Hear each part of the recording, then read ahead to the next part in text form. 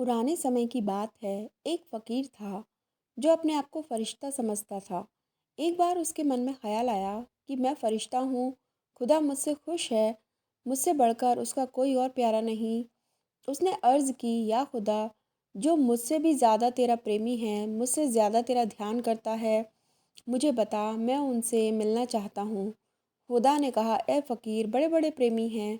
फ़कीर बोला, कोई एक बताओ। खुदा ने कहा कि आदमी तो क्या, मैं एक पक्षी बताता हूँ, वह अमुक पेड़ पर रहता है, उसके पास जाओ। फ़कीर ने अर्ज़ की कि मैं उसकी बोली नहीं समझता। खुदा ने कहा, तुम जाओ, मैं तुझे शक्ति देता हूँ कि तू उसकी बोली समझ लेगा।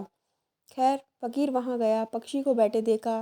फ़कीर ने उससे कहा, कोई खुदा की बात सुना। पक्षी बोला, ए फ़कीर, मुझे फुर्सत नहीं, मैंने इतनी बात भी तेरे से इसलिए की है कि तू मेरे प्रीतम के पास से आया है।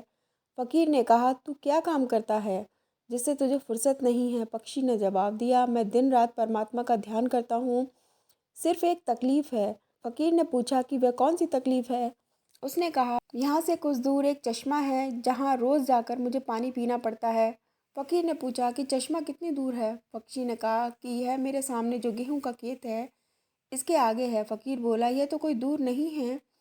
इस पर पक्षी ने कहा, मैं तुझे क्या बताऊं, मेरे लिए तो इतना भी मुश्किल है, क्योंकि सिमरन छोड़कर मुझे वहाँ जाना पड़ता है।